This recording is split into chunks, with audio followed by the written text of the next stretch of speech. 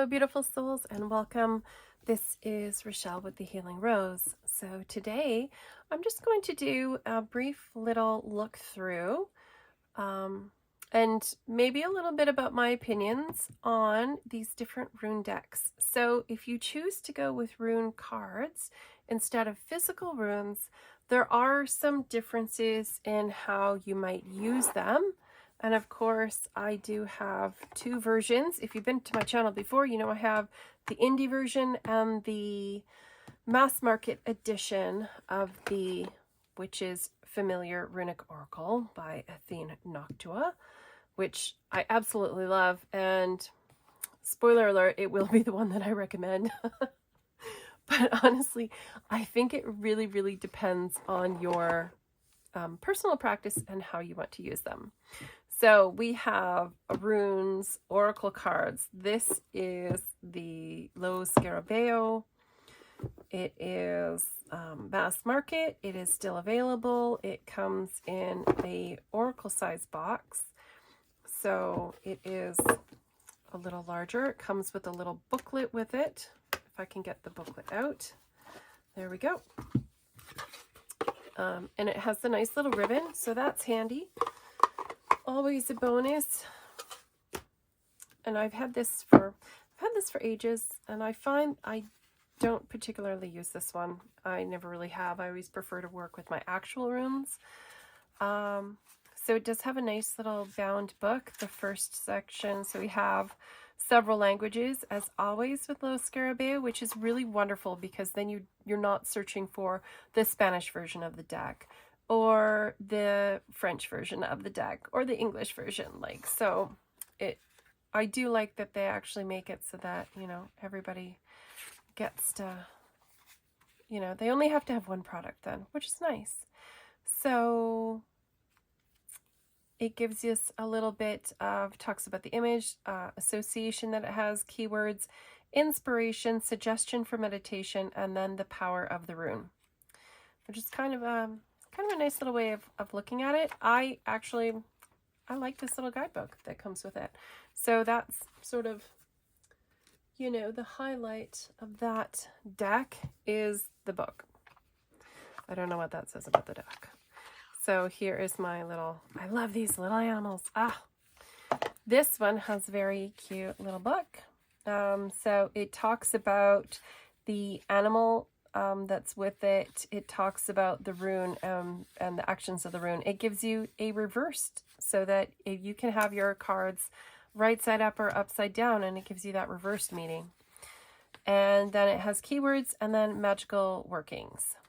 So if you want to do something magical with your runes, if that is in your practice. So it is a very nice, lovely little, this is one of Hay House's new pocket-sized decks that they're doing, which I love. It does have some different spreads in here that you can use with the cards, which I also think is great. So this, I don't have the book for. This version, so this is the rune deck, or the Rune Cards, sorry, is the name of it. And I believe the author is Richard Blum.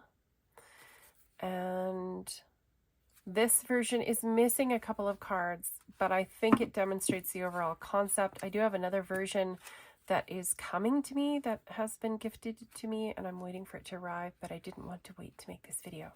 So this, you can see it's a very well-used version. This actually was my grandmother's deck that I got when she passed. So there are a couple of cards that are missing from it as we go through, but I think overall it really kind of demonstrates the feeling of the deck quite clearly, and I don't think we're going to be lacking by missing one or two cards.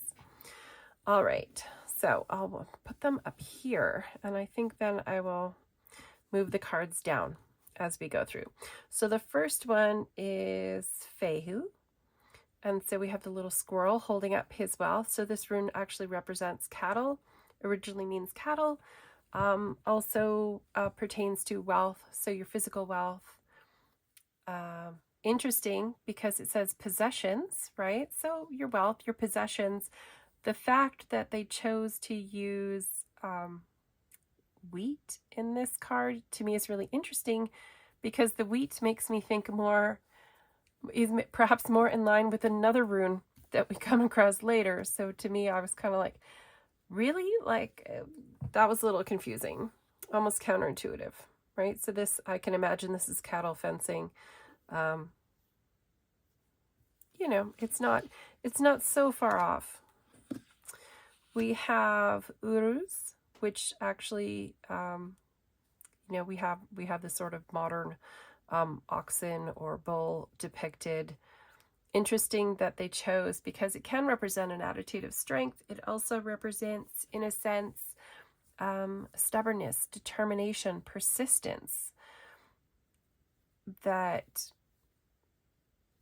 I find it so interesting we chose to do stones here, when, you know, this to me, when I first looked at it and I see strength, and I thought actually of the rune ing, which represents a doorway or a portal that you go through, right? So again, this was a little counterintuitive, right? And then here we go. Look at this. We have gateway, and we have another matching shape here with this next rune, which I found to be kind of a really interesting look at using shape and, you know, gateway, but this rune is thorn, thurazaz. So it cuts, which here we have, you know, it is the axe, or the weapon, the bladed weapon is thurazaz. And here it's just a path on the ground. Okay, well, you know, it's not, this is more of like a self-exploration oracle, which I think is part of why they've done this. But again, we have this repeated shape, which is very much like our earlier rune. So I think that could be confusing if you're very, very new to runes. All right, we have Ansus, which is the mouth of God. So it's communication from the divine, right? So signals for receiving communication. You know, we have the raven with Odin's eye, which I think is absolutely brilliant. I feel like here, you know, the fact that when we look at this, we can see that there are indeed two eyes here. It's kind of, you know, and then we have, to me, the way this is done here, with the two sides of it, it actually almost looks more like the rune for Tyr. Interesting artistic choices sometimes. Okay. Pardon me. So we have Rado, which is the origin of the word ride. So I like that we have the horse here symbolized, and that someone's riding the horse like they're going someplace. We have journey, which is a very literal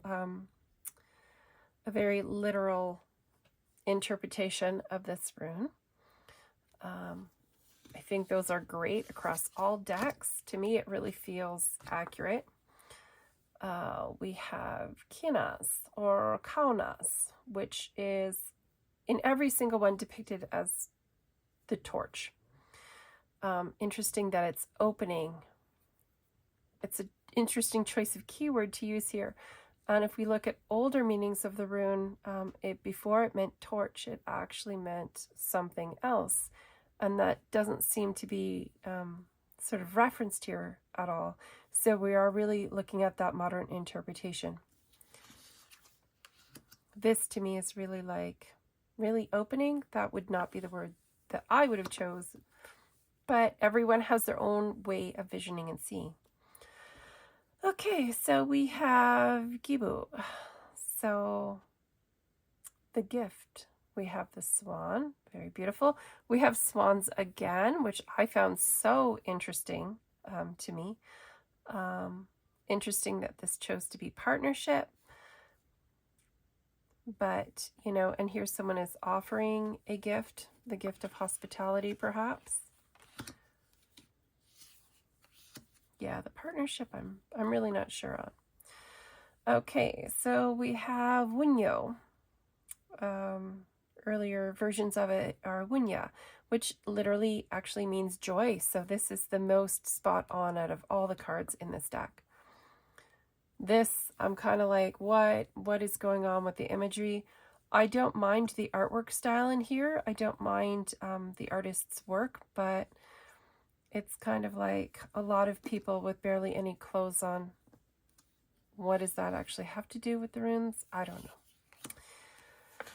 I don't know. Sometimes I question some of the artwork that people choose to use. Also, fair warning, there is some nudity in this deck. It's clearly like painted nudity anyway, so it's nothing too crazy. Just, it's just going to be more boobs. So we have Hagalas, our disruptive, our chaotic energy, which is, I think, beautiful across all cards. Then we have Need, our Naudis, and Constraint, which, yeah, that can fit, right? It's kind of like a desperate energy.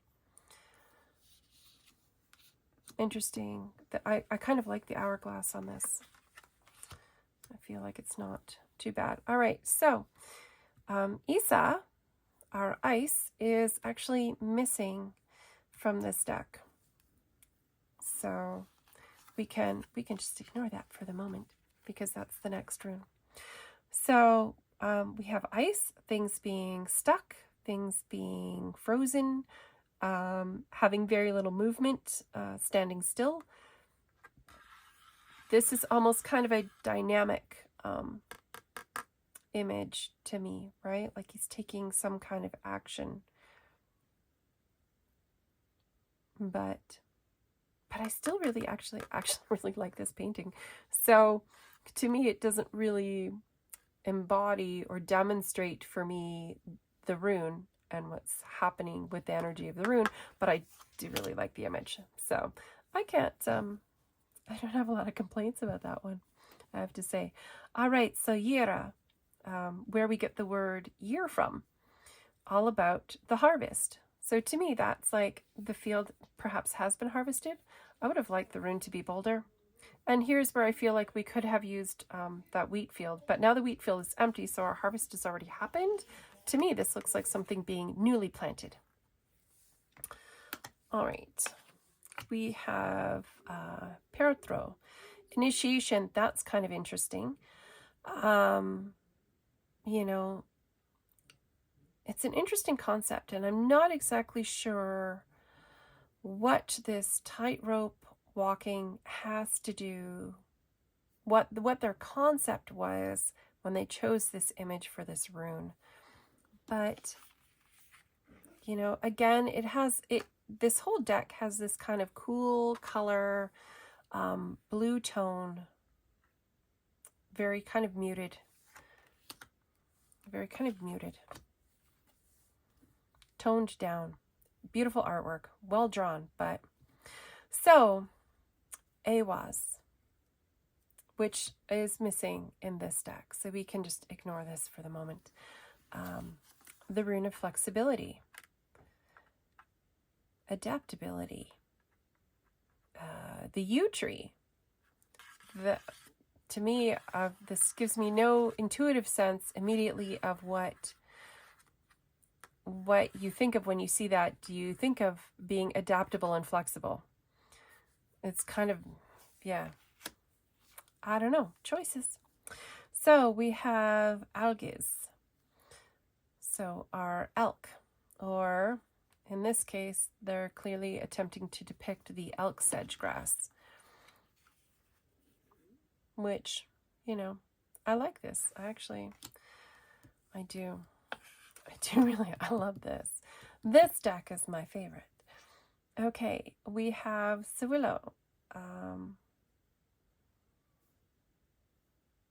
So the sun, all right.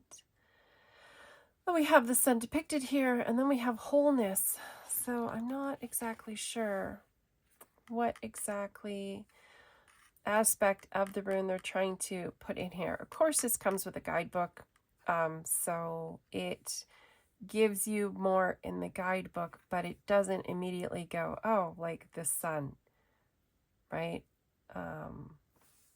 How is that represented in the card? This is more a deck where it's like you look at it and then you look up the meaning and you understand the message they're trying to give you for the day. I do like Tiwas, the rune for tear. So, you know, that warrior strength, but also that sense of self-sacrifice. And, you know, I love the way the ships are depicted. Okay, Burkano, which is the birch tree, which represents growth for us. The fact that it actually says growth and it shows a birch tree, I think is really beautiful. Well done. You know, we have a sense of that with the small child. And they're, you know, running around and playing. We have Ehwaz, the horse. Literally the rune of horse. So we can see where it looks like it could be a horse's head versus a dragon's head on here, right? Our means of traveling, how we get from one place to the next. So movement, sure.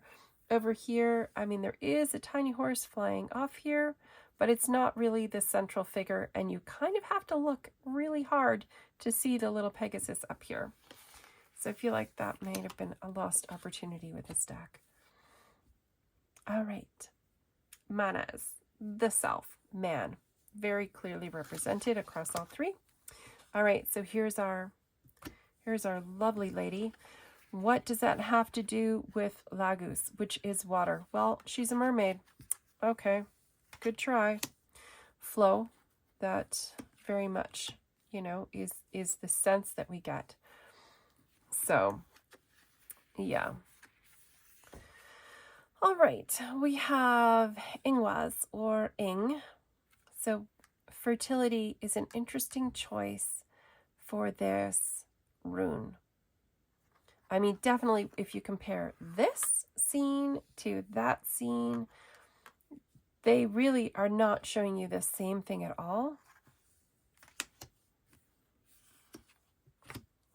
Interesting choices. All right, so dagas are day. We have breakthrough. I guess, you know, the sun breaking through the trees.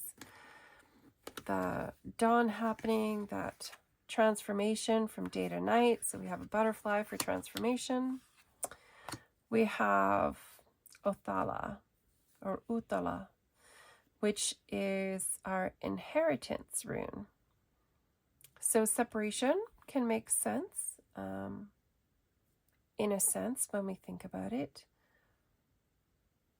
You know, perhaps this is an urn, so we're looking at it that way, maybe.